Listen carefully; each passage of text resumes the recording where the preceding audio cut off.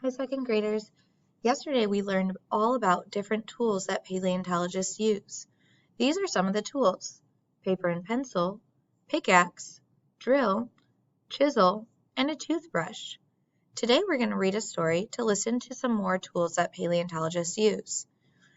We're going to be reading a story from the book Paleontology, the Study of Prehistoric Life.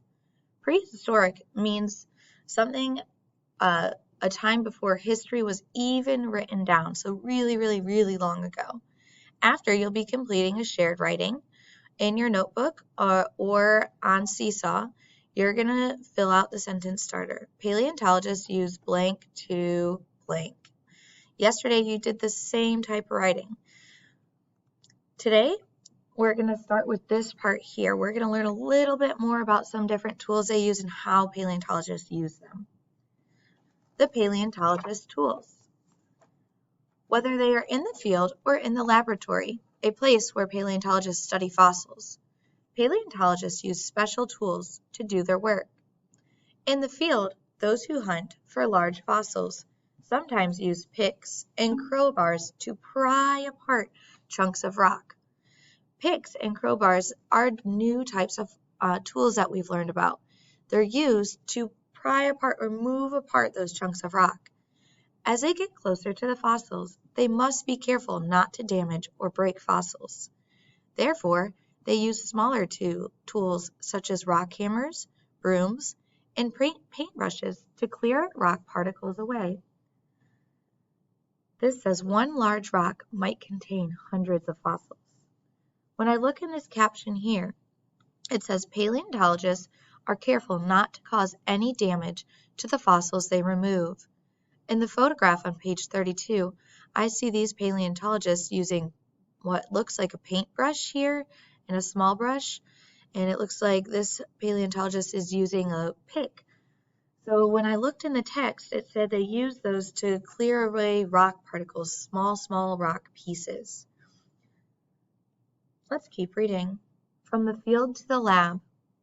Uncovering fossils that are buried in the earth is challenging work. Bringing them back to the lab or laboratory can be even more of a challenge. Large fossils in particular require even more special preparation before they're moved. This is so they do not break before reaching the lab. It seems like to me the paleontologists are taking really good care of these fossils, and they're being really careful to preserve exactly how they found it. Field workers cover the fossils in damp tissue paper or aluminum foil.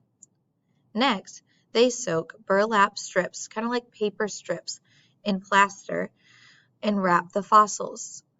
So in this part, I learned about a couple different tools. They use tissue paper or aluminum foil and strips and soak them in plaster. They do this to transport or move the fossils safely to the lab so it doesn't break. When the plaster dries, it's safe to transport them. Fossils can be studied more closely after they are transported to museums, laboratories, or universities. Once the fossils reach the laboratory, workers use pliers and saws to remove them from the plaster. So in this part, I learned that they also use pliers and saws to remove them from that plaster, that kind of casing that they put around the fossil to keep it safe. Then they use tiny jackhammers and picks to clean the grit away. Okay, so they also use little tiny jackhammers and picks to clean the fossils and the dirt away from off the fossils. Dental tools help clean tiny crevices that are hard to reach. Workers use special glue to stick broken pieces together. So in this part, I learned that paleontologists use special glue to stick broken pieces together. To identify the tiniest fossils, paleontologists use careful scanning electron microscopes.